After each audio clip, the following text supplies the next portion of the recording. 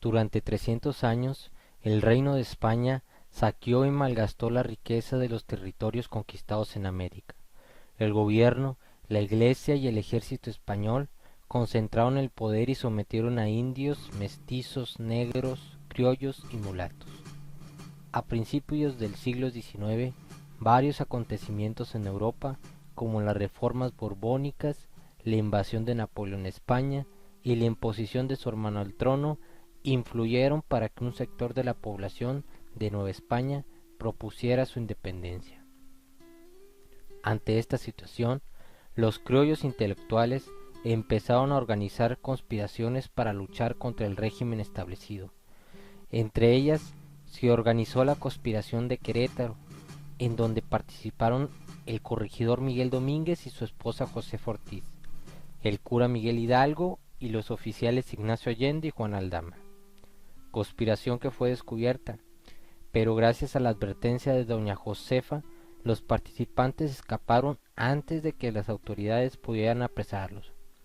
Así, la madrugada del 16 de septiembre de 1810, en la villa de Dolores, el cura Miguel Hidalgo reunió a pobladores y los animó a unirse a la lucha contra el mal gobierno. Miles de indígenas, campesinos, mineros y trabajadores de las ciudades se sumaron a las multitudes que avanzaba sobre los pueblos de la zona del Bajío. Al comenzar el año de 1811, los revolucionarios comenzaron a ser derrotados por el cada vez más poderoso ejército realista. Después de esto, los jefes insurgentes huyeron hacia el norte para refugiarse en los Estados Unidos, pero fueron apresados en Coahuila y juzgados y condenados a muerte en Chihuahua. Como un brutal escarmiento, las cabezas de Hidalgo y de Allende fueron colocadas en jaulas y exhibidas en las esquinas de la Alhóndiga de Granaditas. Sin embargo, la guerra no terminó aquí, continuó en distintas zonas de Nueva España, para entrar a una nueva etapa, bajo la dirección de hombres como Ignacio Rayón y José María Morelos. El ejército de Morelos fue distinto al primer ejército insurgente, pues se caracterizó por ser poco numeroso y disciplinado. Entre sus oficiales se encontraban Vicente Guerrero, Guadalupe Victoria, Hermenegildo Galeana, Mariano Matamoros y Nicolás Bravo. Morelos procedió a convocar un congreso en Chilpancingo, Guerrero, para organizar el gobierno. Fue ahí, en 1813, cuando Morelos hizo público los sentimientos de la nación, escrito en que expresaba su pensamiento político y en el que manifestaba la necesidad de mejorar las condiciones de vida de los grupos marginados. Las tareas del Congreso se extendieron por más de un año. Así, en 1814, este órgano fue el encargado de declarar la independencia de Nueva España y de elaborar el decreto constitucional de la América Mexicana, también conocido como Constitución de Apatzingán. La guerra entre insurgentes y realistas continuaba, siendo cada vez más adversa para los insurgentes. Así, el 5 de noviembre de 1815, Morelos fue capturado, enjuiciado y fusilado. A la muerte de Morelos, el movimiento insurgente se organizó bajo diferentes liderazgos. Guadalupe Victoria peleó en algunas partes del actual estado de Veracruz y Vicente Guerrero en el estado que hoy lleva su nombre. Ante la urgencia de mejorar la economía de Nueva España, severamente dañada por una década de guerras, y evitar la aplicación de la Constitución de Cádiz en territorio novohispano, Iturbide consideró necesario la unión de ambos bandos. Para ello, buscó a Vicente Guerrero, el líder guerrillero más importante en ese momento.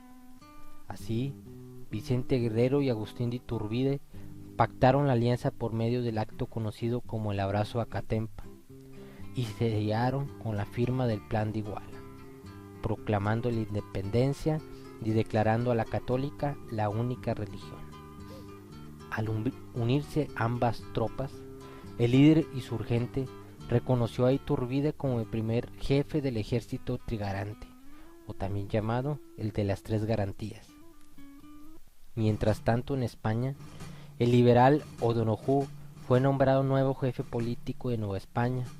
Este arribó a Veracruz cuando el Plan de Iguala era conocido en gran parte del virreinato, por lo que consideró que la independencia era inevitable. Así Iturbide y O'Donojú firmaron los tratados de Córdoba que reconocían la independencia de Nueva España. Finalmente, el 27 de septiembre de 1821, la entrada del ejército trigarante a la Ciudad de México, encabezada por Agustín de Iturbide y Vicente Guerrero, marcaron oficialmente el inicio de la historia de la nación mexicana.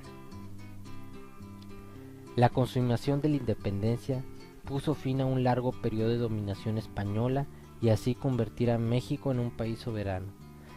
A raíz de esto, los mexicanos se enfrentaron por dos importantes desafíos: fundar un sistema de gobierno propio y hacer leyes para el nuevo país. Según el Plan de Iguala, el trono de México debía ser ocupado por un príncipe español. Sin embargo, España no aceptó enviar un príncipe al trono mexicano porque no reconocía la independencia.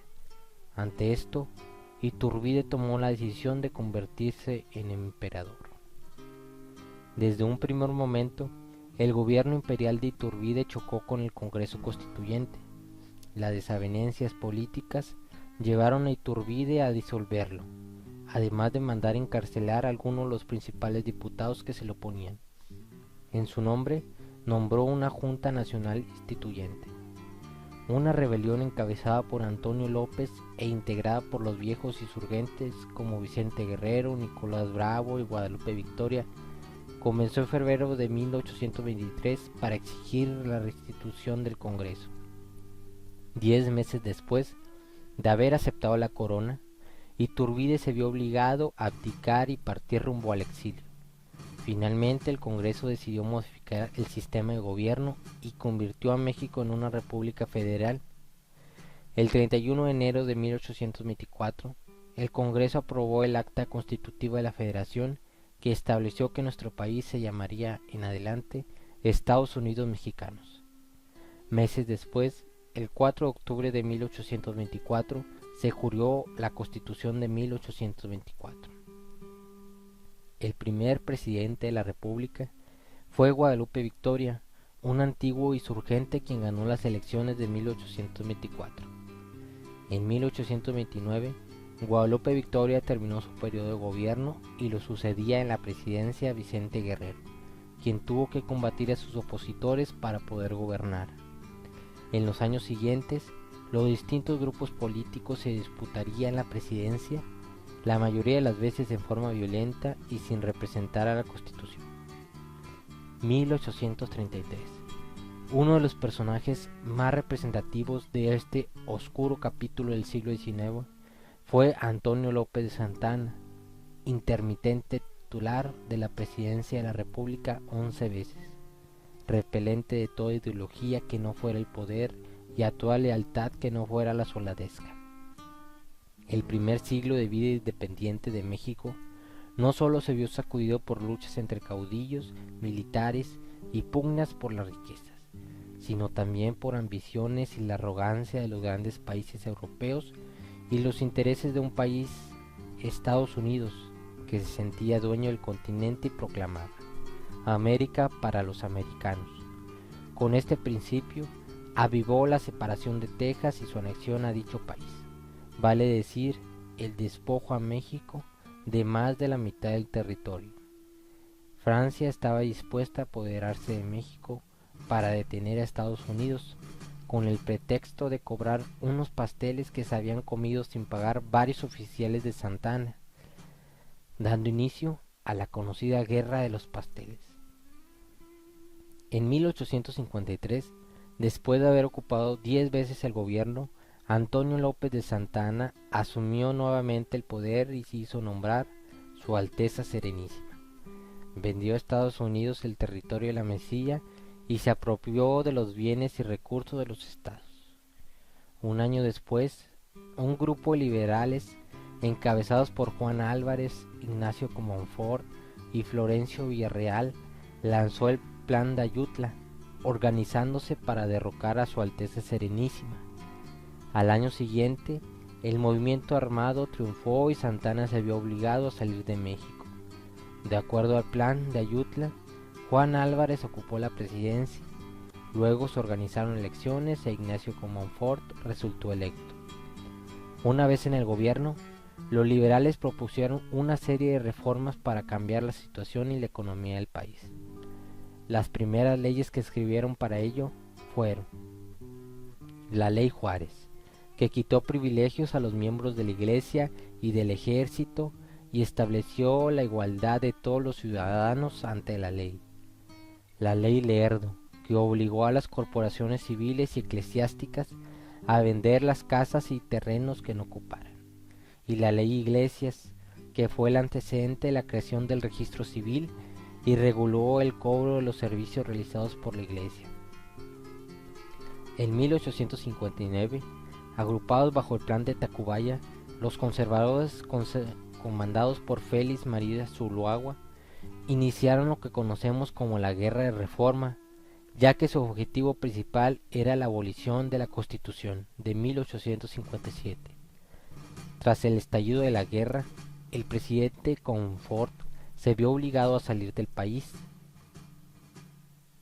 En conformidad con lo establecido en la Constitución, fue sustituido por el presidente de la Suprema Corte de Justicia, Benito Juárez.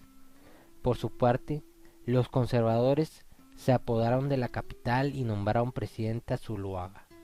De esta forma el país contó con dos presidentes. Finalmente, los liberales vencieron y en 1861 Benito Juárez hizo su entrada triunfal en la Ciudad de México para establecer su gobierno.